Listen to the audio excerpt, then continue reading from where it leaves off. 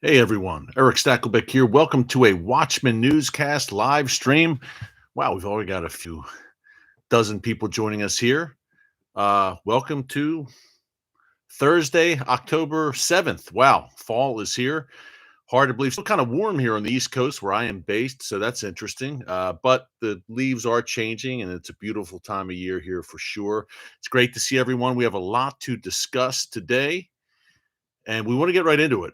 Israeli embassies are on high alert. We want to discuss that. Why are they on high alert? Also, we want to talk about this developing tension between Iran and one of its neighbors.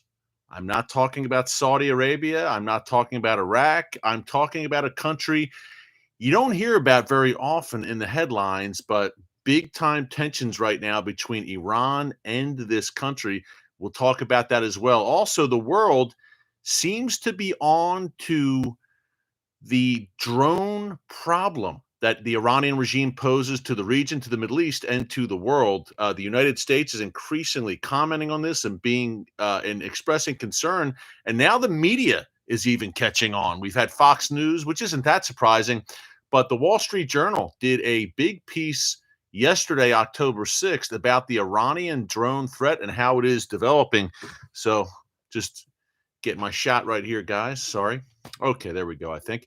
So that drone issue that we've been talking about so much here on the Watchman Newscast over the past several months, right? Since the beginning of this year, at least, now others are catching on and realizing that it poses a grave threat. And I really think that the incident back in August, where an Israeli owned cargo ship off the coast of Oman was struck, a lethal strike by an explosive packed Iranian drone operated by Iranian forces, flew into this Israeli owned cargo ship and killed two crew members, including the captain of the ship. I really think that was a watershed moment in terms of the world waking up and saying, wow, wait a minute, this Iranian drone capability is a major, major threat, not only in the region, but potentially beyond the region. By the way, the two crew members killed in that Iranian drone attack on that Israeli owned ship, they weren't even Israeli. One was British and one was Romanian. So one was an EU citizen from Romania and the other was a British citizen. We just didn't see the kind of reaction from Britain and Romania that you would like to think they'd have when their citizens are murdered in cold blood in a terror attack. There were some condemnations, but that was about it. Israel's policy, of course, is when Israeli civilians are murdered, Israel usually has a pretty forceful response, especially to Iran, and sends the message to the terror masters in Tehran that that kind of behavior, murderous behavior, is unacceptable. And I think that's the right tact to take in those cases. So we want to talk about that as well. But I want to start with the fact that embassies are on alert. And by the way, we are getting questions here from our trusty producer, Daniel. He will send me questions. If you see me look down once in a while, it's at my phone. I can also see the scroll here on the side. We have people from all over the world joining us right now. Joe Gallardo, hello from Chicago. Hello, Joe. Thanks for joining us. We have people from South Africa. Someone here says they're thinking of moving to the suburbs of Jerusalem. Hey, a beautiful place in Jerusalem, by the way. That one commenter, just so you know, Mevaseret is a beautiful neighborhood outside of Jerusalem. I have a bunch of friends there. People, Wichita, Kansas, Florida, Kenya. George from Kenya. Welcome, George. Great to see you. This is great. Eastern Canada, Copenhagen, Denmark, Texas. Welcome to the Watchman Newscast. Hey, my watchmen and women on the wall around the world are with us. This is really a global movement, I think, what we have going on right now. With the stakes being so high, we need to be salt and light. We need to be voices of truth, folks. If we don't do it, no one else is going to do it. We have a heavy charge here, a mantle from God Almighty to speak the truth, to inform, to educate, and yes, to be watchmen and women on the wall for such a time as this. Right now, 2021, we were born for such a time as this. Perilous times. no doubt, but Bible times also. And we were born into these times, not so that we could just kind of sit on the couch and say, hey, I'm just going to sit here and wait for Jesus to return. That's not what Jesus said. We are expected to be proactive, to be motivated, and to put our faith into action every day. That doesn't always mean you'll be on TV or on YouTube talking and being a public speaker. That's not what it's all about. We each have a unique role to play in the kingdom that God has assigned to every one of us. If you're watching right now, number one, you're not watching by coincidence, but number two, you're meant to be here. But number two, what is your unique task that God has given you? I know what I'm supposed to do. I'm doing it now. What are you supposed to do? Where do you fit in the kingdom? What is God's divine mission that you and only you can serve on this earth at this moment in history? Why are you here? The age old question, right? You're here because God has a purpose for your life. Again, it's not an accident. So keep that in mind as we go on today. And keep that in mind as we continue to forge ahead with our Watchmen broadcast every day, not only here on YouTube, but on the TV show. Hey, tonight, actually, what's Thursday, October 7th? Yes, every Thursday night on TBN, 10 p.m. Eastern Time here in the States. And then tomorrow, Friday, October 8th, a rebroadcast at 6:30 p.m. Eastern Time. Also, that's U.S. time. Now, just to give you an idea, Great Britain is 5 hours ahead of us here on the East Coast of the United States. Europe, Germany, 6 hours ahead. Israel, 7 hours ahead. Because a lot of times people say, hey, I live in Britain. I'm looking at our chat now on the side of the screen. I live in Britain or I'm in Africa. So what time would that be in my country? So just to give you an idea, and you can always just do a quick internet search even and just compare the times and find out when it airs. So check that out tonight on TBN. We get an up close look at Iron Dome, which we're going to talk about in a second. Bear with me as I just tell you what's on the show tonight, the TV show. Hey, if you like the newscast here on YouTube, you'll love the 30-minute TV show where we're on the ground. We're not in the studio on the TV show. Most of the time, we are on the ground, on location in Israel and other points in the Middle East and really around the world. But tonight, an up close look. We were in southern Israel for an up close look at the groundbreaking Iron Dome missile defense system. Also, we interviewed an Israeli who is known as the father of Israel's missile defense program. An interesting title. He's kind of the brains behind this incredible missile defense program that Israel has put together, which includes Iron Dome. And we also head to the Israel-Lebanon border with our good friend Elliot Chodoff, Israel Defense Forces Reserve Major, to get the inside story on the Hezbollah threat. A chock full program tonight, chock full of good stuff that you need to know tonight on TBN. So be sure to check that out. And from time to time, we will post clips from the TV show right here on our Watchmen YouTube channel. So if you have not subscribed, be sure to subscribe and click the notification bell so you get an alert every time that a video is posted. Okay, the preliminaries are out of the way. Remember, send your questions along. Daniel will send them to me, and I can see them also here on this live scroll that's going on right now. But let's get into it. Israeli embassies on high alert. And if I look down, that I am looking at questions here that are coming in already, which is great. So keep the questions coming. On the latter half of the newscast, we will get into it.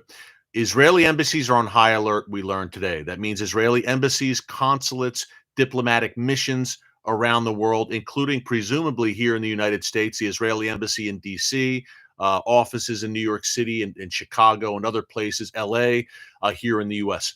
Why are they on high alert? Well, we've talked about this on the newscast throughout this week, really. Iranian terror plots. It seems to all stem initially from this plot we learned the details of over the weekend. They emerged on Sunday, this past weekend, a plot on the island of Cyprus. Now, I'm sorry I don't have a map with me, but you can kind of pull it up on maps on your phone or your laptop and check out where Cyprus is on the map.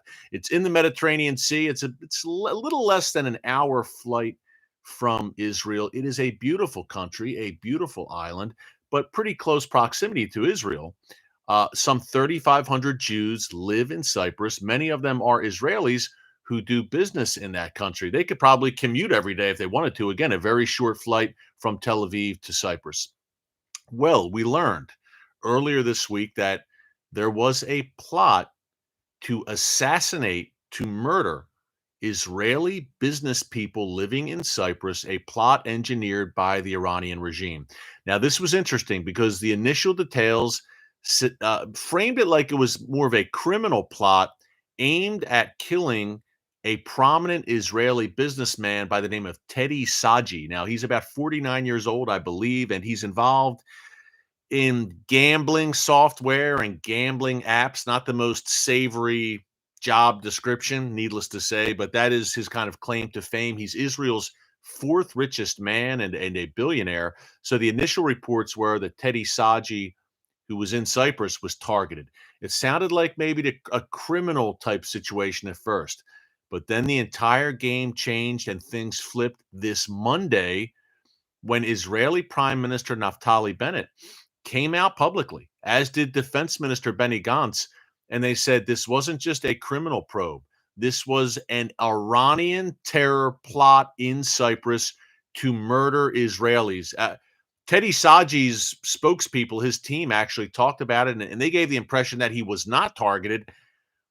Unclear at this point, to be honest, a little murky there. Was he one of what Bennett says are several Israeli business people that were targeted as part of this plot? Now, Iran apparently hired, I presume, an assassin. We don't know his name, and reportedly he is not cooperating with authorities in Cyprus. He was arrested in late September. This plot did not come to fruition, thankfully, but apparently he is from Azerbaijan. More on them in a minute. But had a Russian passport. Is he a dual citizen of Azerbaijan and Russia? Unclear. Again, details still coming out about this. He entered, remember, the island of Cyprus is split in two. Turkey controls the northern half of the island. So this Iranian hired or sponsored assassin uh, crossed from northern Cyprus into southern Cyprus, where the Israeli business people were. Apparently, he was casing out some office buildings and scoping them out, I guess, in his planning stages where these business people worked, and he intended to murder them. According to Israeli officials, this was an Iranian-sponsored terror plot. So now you have the background. Okay, why the plot? And why are embassies, Israeli embassies, on high alert right now? Well, number one, the obvious, right? Clearly, the embassies are on high alert because we just had, come to light, exposed this Iranian plot in Cyprus. That's one reason, but it's not the only reason. We're getting more background information about this Iranian plot. Apparently, it was, and we talked about this on the newscast earlier in the week. You can check it out here in our archives on YouTube. Apparently, this was an Iranian revenge plot. Key word there, revenge in particular. I'm talking about the plot in Cyprus and perhaps further plots.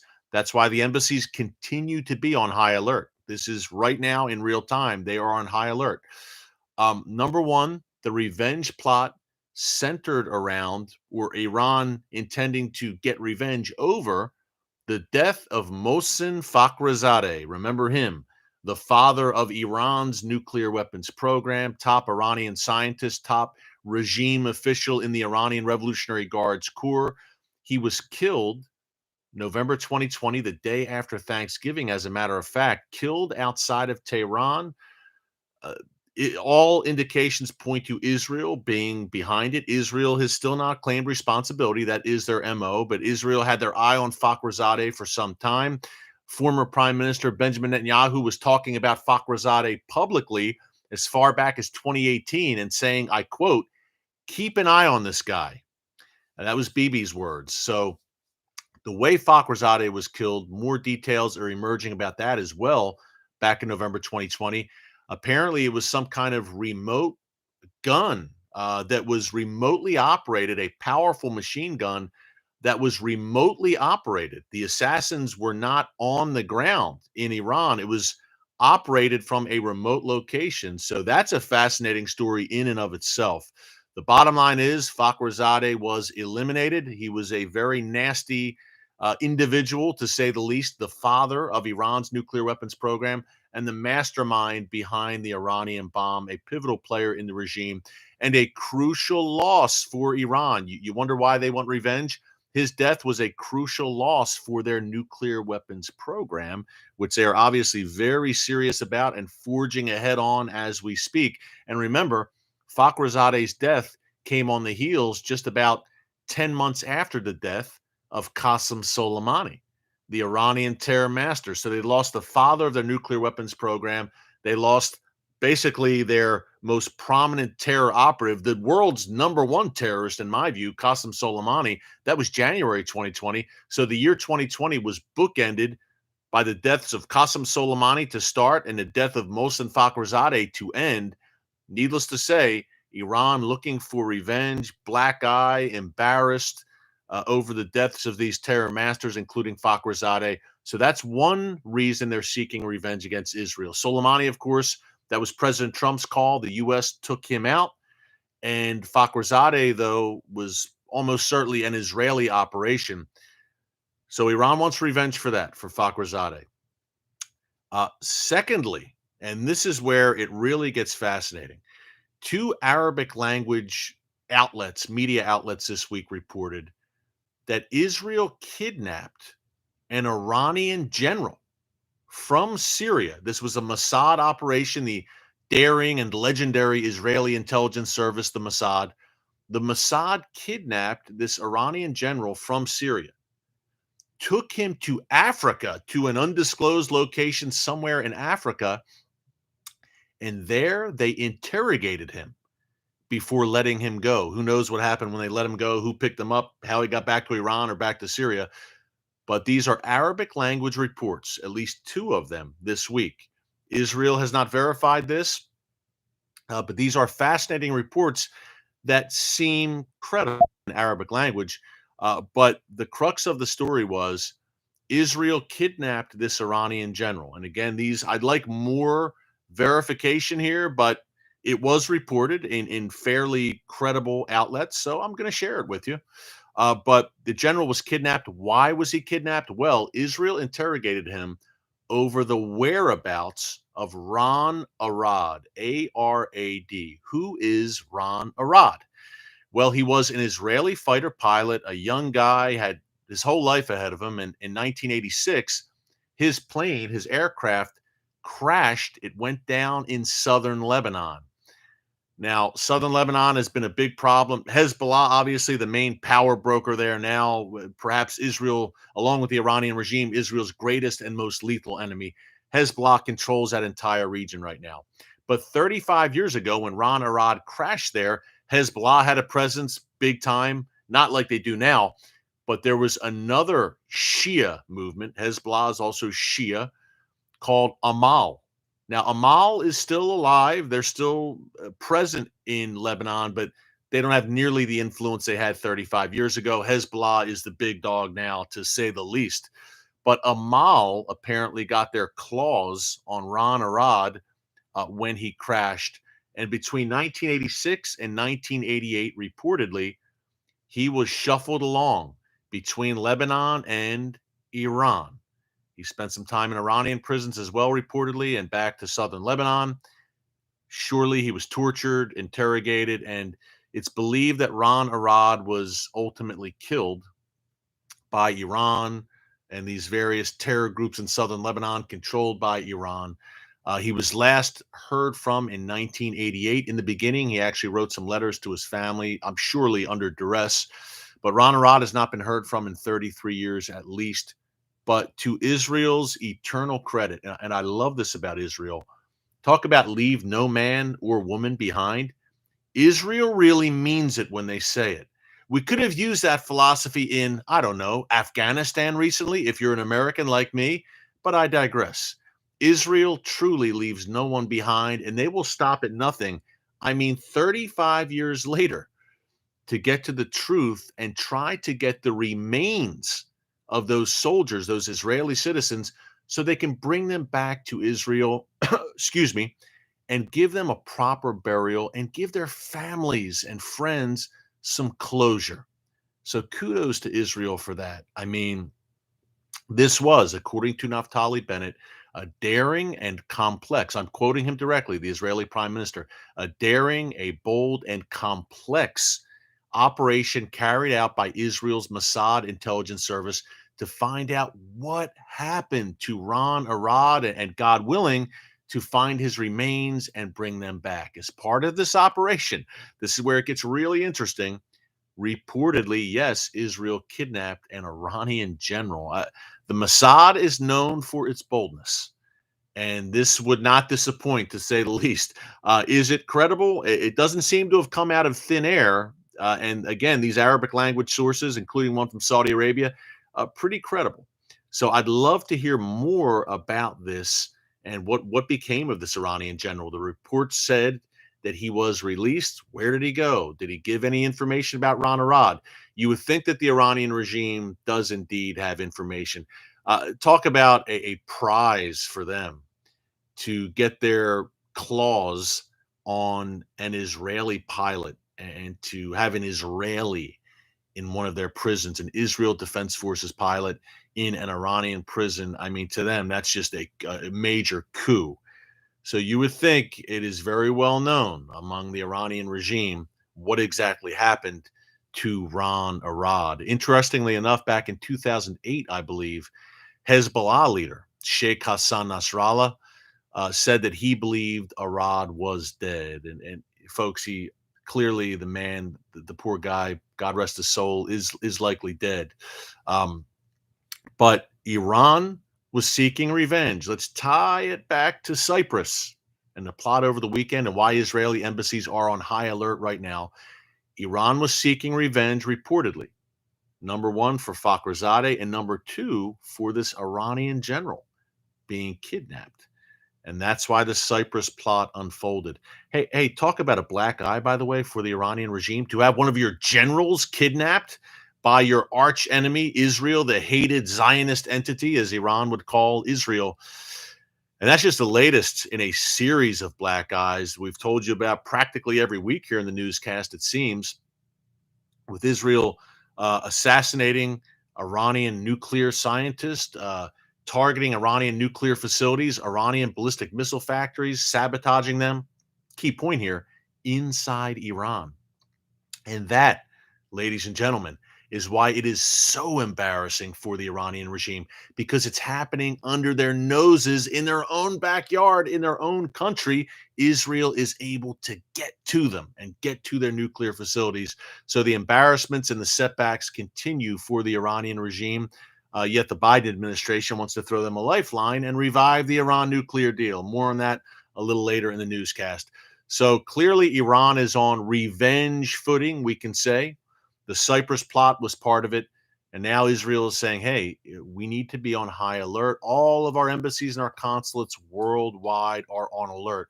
More on how that works in 1 second. I just want to give everyone a shout out. Someone's joining us from Australia.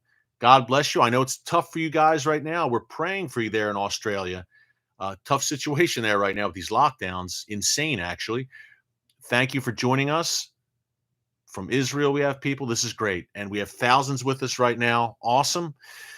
So how does it work? Security at Israeli embassies and consulates. Well, I can tell you in my work for the Watchman, I've been in many Israeli embassies around the world, London, Brussels, DC frequently, London, Brussels, a few other spots around the world. I've been in Israeli embassies.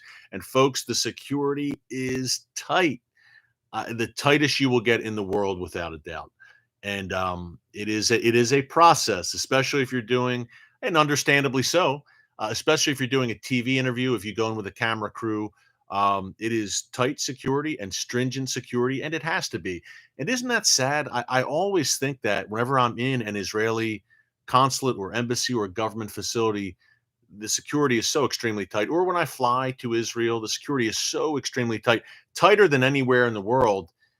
That's sad in a sense, because it means the world, or elements in the world, are so murderously anti-Semitic and anti-Israel that they want to kill Jews around the world, and that's why the security is required. So if you look at why the security is so needed, it's just a really frustrating and sad thing. The targeting, the demonic and evil targeting of the Jewish people around the world. But that's the situation that we have right now. But those embassies will be on high alert and on the interior and the exterior, without a doubt. And this is not without good reason. Iran has a long track record, folks. You need to know this, of targeting Israeli and Jewish assets around the world. Think about it. It is much harder for Iran and its minions to attack Israel proper, the nation state of Israel, where Israel has the Israel Defense Forces, Iron Dome, protecting the nation, and can strike directly at these terror forces on its borders. Much easier from an Iranian perspective to strike at what they would refer to as soft targets, meaning a Jewish community center or a Jewish school or a synagogue or an embassy somewhere else in the world, in France or Canada or the United States. So these are soft targets. And again, there's a little bit more plausible deniability for the Iranian regime as well. They can say, we didn't do it. We don't know who did it. And that's how Iran operates, right? Always through proxy, always in an attempt to come out of it with their hands not appearing dirty. Hey, we didn't do it. They did it. We didn't tell them to do it. So they act through proxy, and acting overseas is more easy for them to deny. But they've done it many times over the years.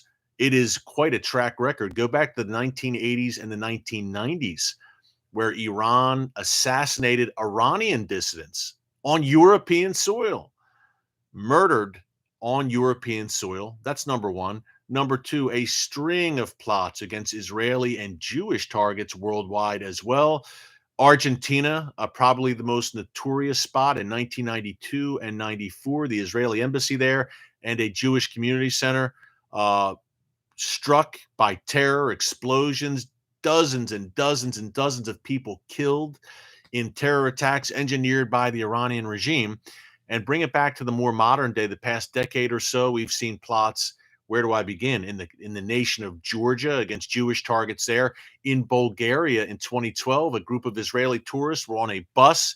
A Hezbollah suicide bomber detonated on that bus and killed several Israelis.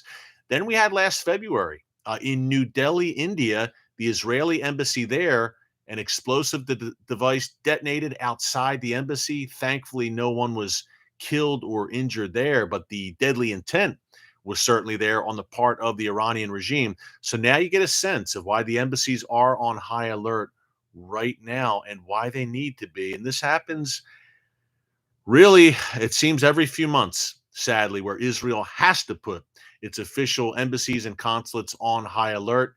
In May, of course, when Israel and Hamas were going toe to toe in Gaza, once again, high alert, because you have a lot, as I mentioned earlier, you've got a lot of Israel and Jew haters, sadly, in this world, and not only around Israel's borders, but in the West and points in between, who would love to target Jews here in the United States. Back in May, during that latest Israel-Hamas conflict, we saw several violent anti-Semitic incidents right here in the United States, a nation which has historically been a safe haven by and large for the Jewish people, overwhelmingly pro-Israel, regardless of what the government, the current government, says.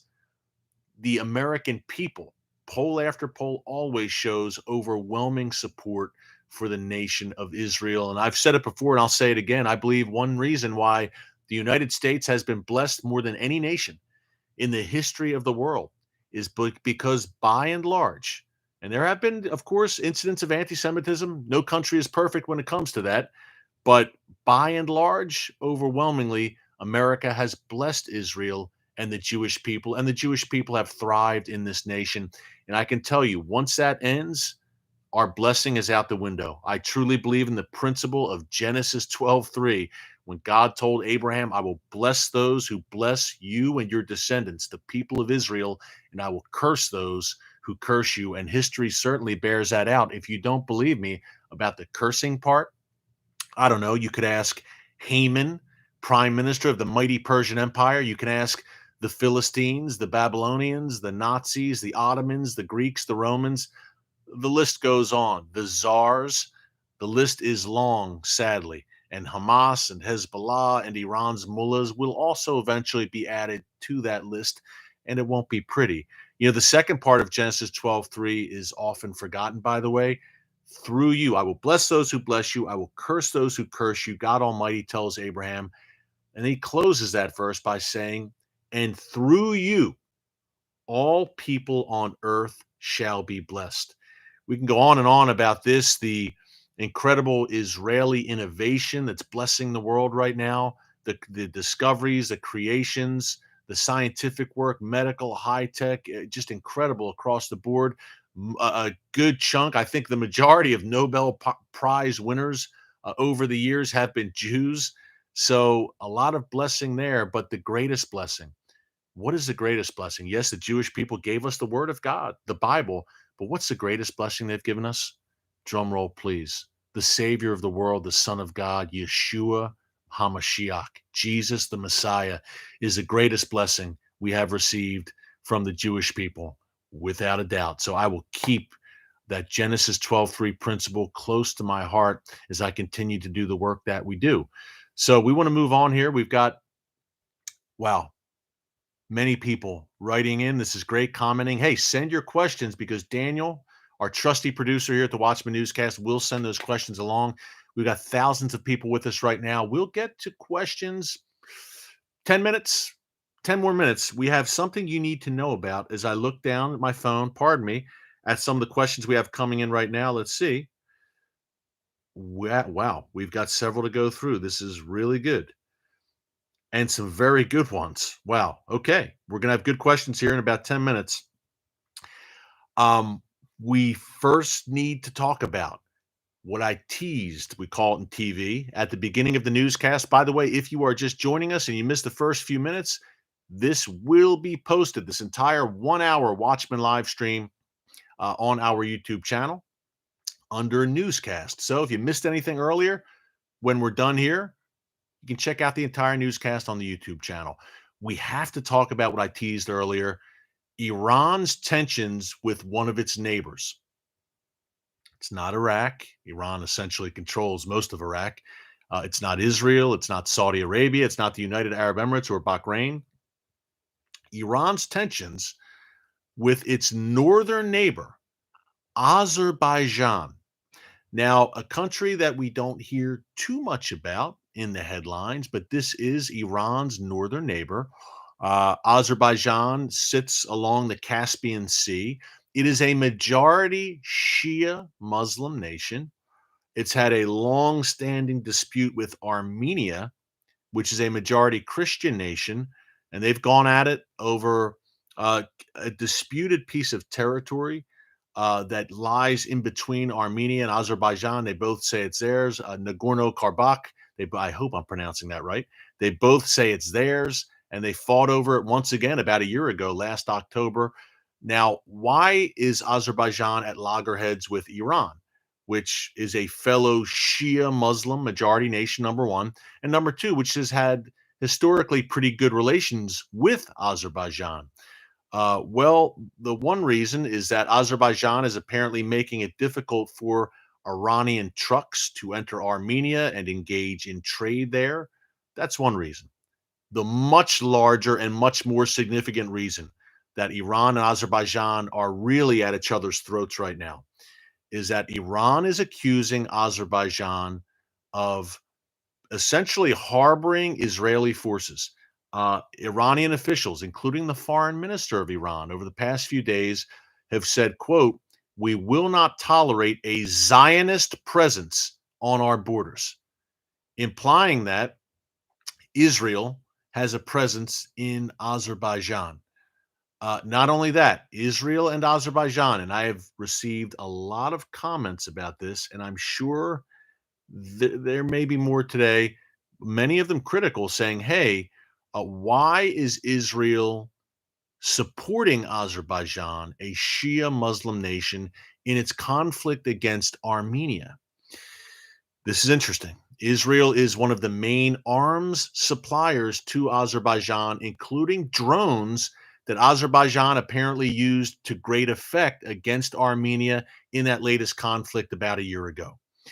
So certainly Israel and Azerbaijan have a pretty close relationship, certainly on the military level, in terms of Israel providing its military know-how and weaponry to Azerbaijan. And Iran clearly does not like this. But broader perspective, from an Israeli perspective, Azerbaijan sits on Iran's northern border. It gives Israel a great launching pad to perhaps carry out some of these covert operations that Israel has so frequently carried out against Iran over the past few years. That includes attacking Iran's nuclear weapons facilities through sabotage, attacking Iran's ballistic missile facilities through sabotage, eliminating Mohsen Fakhrizadeh and other Iranian nuclear scientists. Also, that daring Mossad operation back in 2018, where literally the Mossad went into Tehran, the Iranian capital, and somehow got their hands on top secret. I know it sounds like a James Bond movie to say that, but I don't know how else to describe it. Top secret, classified, confidential documents all about Iran's nuclear weapons program. The Mossad got their hands on these documents miraculously and were able to get out of Iran unscathed. So is Azerbaijan a transit point for Israel when it carries out these operations in Iran? We don't know. Could it be a future transit point for Israel or launching pad for a future operation against Iran's nuclear weapons facilities? Good question. Is it a possibility? I think so. I think that's probably, to be honest, one reason that Israel has such a good relationship with Azerbaijan. I think it would the term be realpolitik, I guess we would use, meaning this is the reality. Israel looks at Azerbaijan. Hey, we have a friendly relationship with this Shia Muslim nation on Iran's doorstep. We should probably maintain this to get, I don't know, gather intelligence on Iran as well from Iran's doorstep. It's a lot easier for Israel to gather intelligence from Azerbaijan than it would be Israeli agents in Iraq, say, which is much more hostile territory on Iran. Although, one reason that Iran not only is not fond of Azerbaijan right now, but also has frequently over the years menaced Iraqi Kurdistan is because the Kurds, and we reported on the Kurds here last week on the newscast. I believe it was last Thursday. We did a segment showing my time in Iraqi Kurdistan on Iran's border. And the Kurds also have a very friendly relationship with Israel. And Iran has accused the Kurds as well of assisting the Zionist entity, in their words, and has threatened and menaced Kurdistan, the Iraqi Kurds, who are great, about that as well. So what you see here is strategic relationships, and you may not agree. I'm just telling you the Israeli thought on it. I am not Israeli, but I have a pretty good inkling on how they think from interviewing Israeli military and defense officials and analysts for many years now. They're thinking it's pretty wise to have friends in the region, not only in terms of the Abraham Accords, obviously, the peace deals there, but it's wise to have friends in Iran's immediate neighborhood. If Iran is your greatest threat, an existential threat, a nuclear Iran, your greatest foe, it makes a lot of sense to have assets in two nations that border Iran, meaning Azerbaijan on Iran's northern border and Iraqi Kurdistan, which is part of the nation of Iraq, but kind of an autonomous entity in the north, Iraqi Kurdistan in the west. So don't scratch your head. Why would Israel be friends with these Muslims? The Kurds and Azerbaijan, both of these nations border Iran. That's not the only reason, but certainly a big reason where Israel can better gather intelligence, etc., on Iran, which continues to be a thorn in Israel's side. So now we had Iran not only threatening and accusing Azerbaijan of being, a harbor of Zionists, a bad thing in Iran's view, but Iran carrying out a massive military drill in northwestern Iran last Friday. October 1st on its border with Azerbaijan. Folks, this is getting serious. Um, the Middle East in general is a tinderbox. We don't hear about Azerbaijan too much unless something flares up with Armenia. But now we're hearing, and we're hearing it a lot, that this is becoming a flashpoint where Iran and Azerbaijan are really going at it and exchanging insults, I guess you would say, in public. But Iran massing troops and conducting a massive military drill, one of its largest in decades, reportedly, near its border with Azerbaijan. That is a big deal. And Azerbaijan will continue its cooperation with Israel without a doubt. If you're looking at it from an Iranian perspective, Iran is saying exactly what I was saying a minute ago. Hey, you're allowing Israel, probably Azerbaijan, to collect intelligence, to perhaps launch these covert sabotage attacks against us, and we're not going to stand for it. That's what Iran is saying right now. So, a very interesting situation. Factor in, before we get to questions here in a minute, factor in also um, the ethnic background. The Azerbaijanis feel they're a Turkic people. They feel a real kinship with Turkey. And Turkey also, which obviously has a very poor relationship with Armenia, to say the least. Turkey perpetrated the Armenian genocide in 1918, slaughtered some 1 million Armenians. But Turkey and Azerbaijan also have a very close relationship. On the other hand, Russia and Armenia have historically had a close relationship. So things are getting very interesting in that region right now. And Iran seems to be digging in its heels here and really upset about Israel having these warm relations with Azerbaijan, Iran's northern neighbor, and perhaps using Azerbaijan as a launching pad for various activities against the Iranian regime. At the end of the day, yes, Turkey, Russia, Iran do not agree on everything. And hey, they've butted heads on Libya, on Syria, on Azerbaijan. Certainly they have. But at the end of the day, Russia, Turkey, and Iran right now, their interests converge more than diverge, in my view. And their main interest is forming a strong bloc that is anti Western, anti US, an Eastern bloc, quite literally Russia, Iran, Turkey, which can stand against NATO and the European Union and the United States. Turkey and Iran clearly openly stand against Israel as well. Russia plays an interesting game with Israel, but when the rubber hits the road, and we talk about this often here in the newscast, and the war of Gog and Magog, we seem to talk about it a lot here in the live streams in particular, uh, laid out in the book of Ezekiel, chapters 38 and 39. You can go and read it for yourself when we wrap up here. Russia, Turkey, and Iran, I believe, will be the pivotal players in that confederacy which comes against Israel in what Ezekiel labels as, quote, the latter days. And I believe time is short, and I believe things are lining up and the prophetic chess pieces are moving on the board. And we see Russia, Turkey, and Iran, again, not agreeing on everything, but by and large having a close relationship right now, which is unheard of in the annals of history, where they have literally fought wars against each other. Now they have this rosy relationship where the Turkish President Erdogan is meeting with Vladimir Putin and Iranian officials on a regular basis, and they're all getting together, and they're up to no good, to say the least. So keep an eye out on what's happening in Azerbaijan. Remember that name? We haven't talked about Azerbaijan all that much here in the newscast, but we are now, and for good reason. So we'll keep an eye on that for you. Let's get to questions. This is great. We've got at least 15 minutes here for questions. Awesome.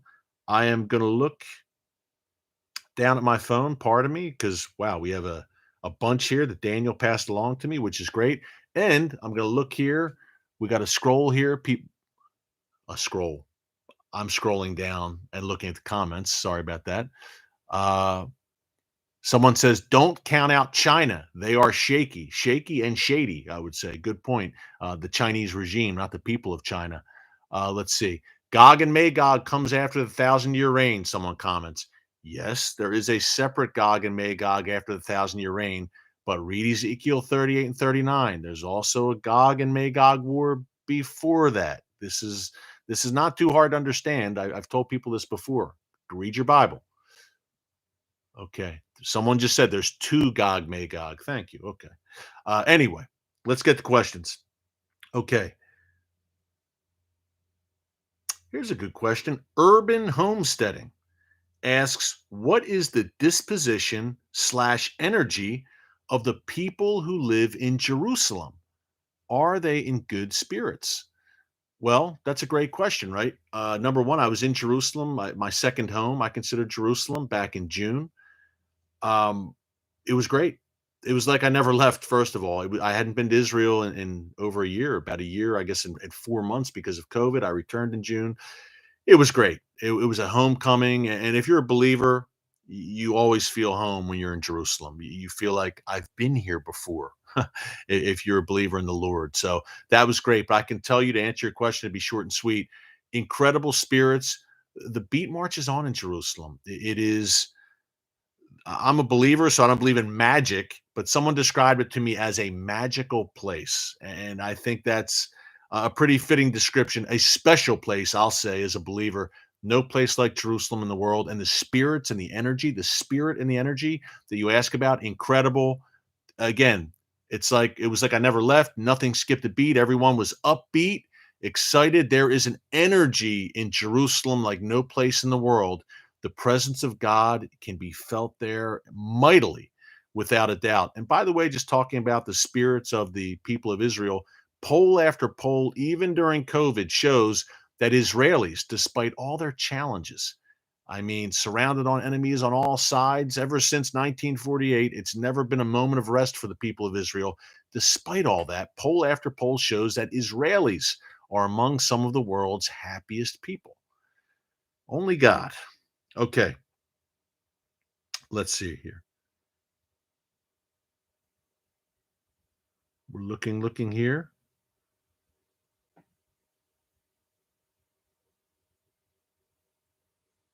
Here's a good one from, I don't know if I'm pronouncing this right, Tamas Mirolovics, a good Slavic name there. What will happen after the death of Ayatollah Khamenei in Iran? Wow, that's an interesting one. Great question. I believe Khamenei, is he 80? He's either in his late 70s or is probably in his early 80s at this point. I should know this off the top of my head, but I believe he's in his early 80s, or at the youngest 78, 79. Bottom line is he's an old guy and he's in bad health. And there's been rumors about Khamenei over the past few years that he's got cancer. And he's there's been here and there reports surface that he's at death's door, quite literally, with these ailments. He's not in a good place physically. He's up there in years, clearly. So do not be shocked, folks. Any day. I mean, not that I'm saying his death is imminent, but if tomorrow or next week news came over the wire that Ayatollah Khamenei has passed on, I would not be shocked. Put it that way. So what happens after he dies? This is something not too many people are talking about. Great question. Number one, who is his successor? Uh, Obviously, the Iranian Revolutionary Guards Corps are the real power brokers in Iran. They answer directly to Khamenei. They control the economic sector, the military, the nuclear program, the Revolutionary Guards. I compare them to the Nazi Gestapo, Hitler's elite vanguard of the Nazi regime. I would say the Revolutionary Guards are very similar, yet even more powerful because of their military reach, and every bit as fanatically evil and anti-Semitic and ideologically evil as the Nazis were. The Iranian Revolutionary Guards Corps, very, very bad, demonic, nasty, evil people.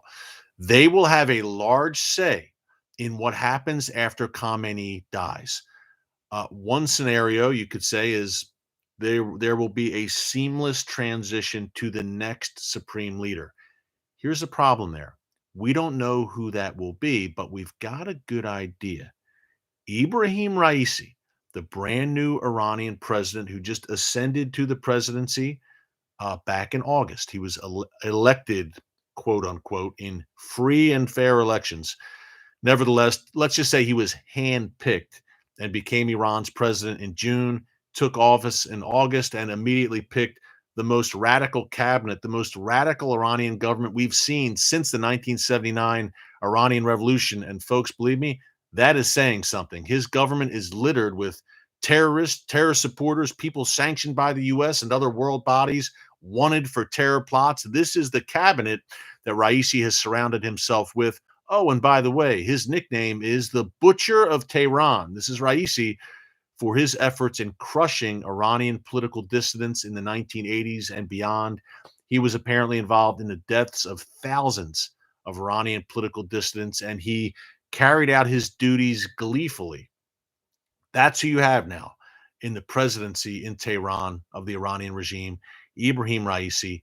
He is very close to Iran's supreme leader, Ayatollah Khamenei. Many have suggested that perhaps Ibrahim Raisi will be the successor to Ayatollah Khamenei as supreme leader. And folks, looking at the landscape, that seems very plausible. It seems like the timing is not coincidental that Raisi was handpicked to become Iran's president.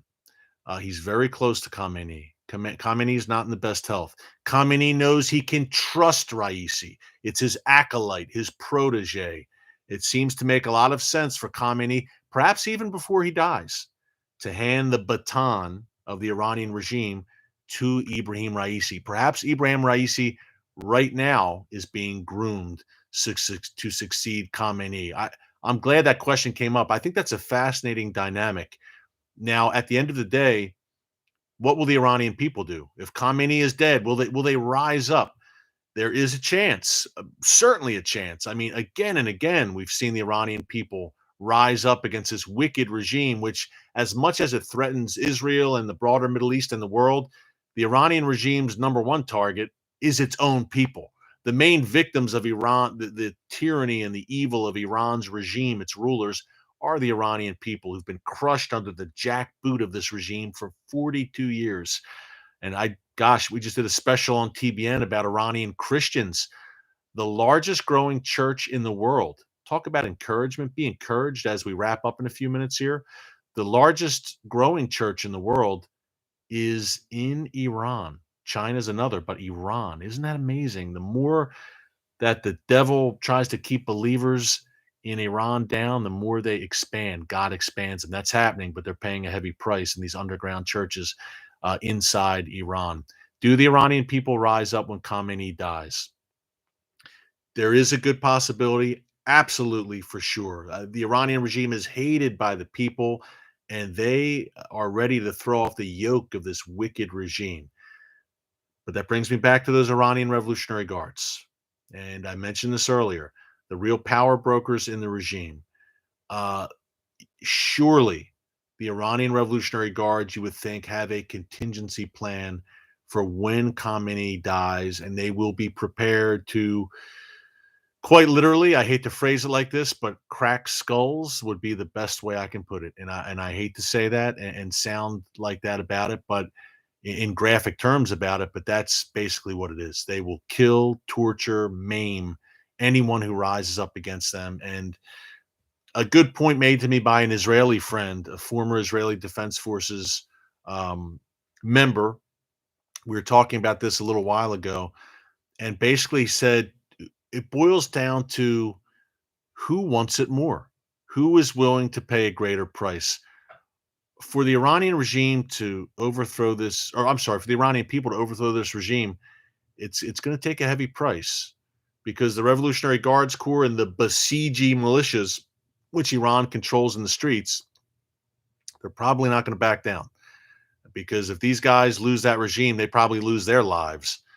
So who wants it more, I guess, is the way my Israeli friend kind of framed it, who's a very keen analyst on Iran.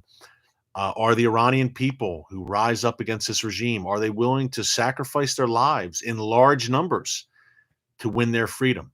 Who is willing to go at it more, to sacrifice more, the Revolutionary Guards and the Iranian regime, or the people? That's the big question. I think we'd all like to see this regime gone. It won't be pretty and it won't be smooth. Perhaps Khamenei's death sparks a revolution against the regime. If there is any disarray, perhaps the Iranian people do rise up and take advantage. I may be wrong, but my thought is that the regime most likely has a contingency plan. Khamenei, again, not in the best health. He's up there in years. You would think that the regime is prepared for what happens the day after he dies and how to handle that and any potential unrest. The plot thickens. We shall see. And we've seen leaders rise and fall over this past year alone. It's tough to keep track of all the leadership changes in crucial countries. Obviously, the United States and Israel, Iran, of course, Raisi rising, Japan just last week, Germany, France next year. There are elections in major countries popping up seemingly everywhere. So could Khamenei be another domino to fall in this changing prophetic, ever evolving prophetic chessboard where leaders are rising up and kind of receding? Fascinating times. And by the way, just so no one's confused, if you're watching, you might say, wait, who's the leader of Iran? Is it Khamenei or Raisi? Well, the ultimate leader is the supreme leader. Exactly what his name says. He's the supreme leader, Ayatollah Khamenei in Iran. The president is second in command. The president of Iran, which is now Ibrahim Raisi, is kind of the public face of the regime. He'll travel a bit. And Raisi, by the way, is under U.S. sanctions. So who knows how much travel he'll be doing. Certainly not the United States. But Raisi will travel and meet with other heads of state and diplomats from time to time. Kind of more the public face is the role played by the Iranian president. But everything goes through the supreme leader, Ayatollah Khamenei, at the end of the day, without a doubt. I don't know that we have much time left for a question. We've got 2 minutes. Now I'm going to run, but let's see. Let's see if I can squeeze one more in here, guys.